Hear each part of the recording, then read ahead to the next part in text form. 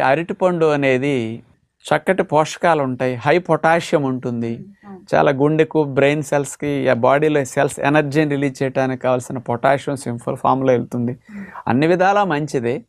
కానీ మనం పండ్లను మానేస్తున్నామంటే ఆరోగ్యానికి చాలా హాని కలుగుతుంది.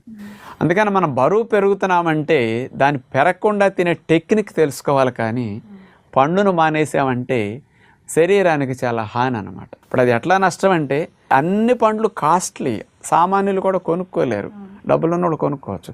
కానీ ఆ మాట విని పాపం పేదవారు కూడా అమ్మ అరటిపళ్ళు తింటే ఎలా అవుతా అని వీళ్ళు కూడా మానేస్తున్నారు.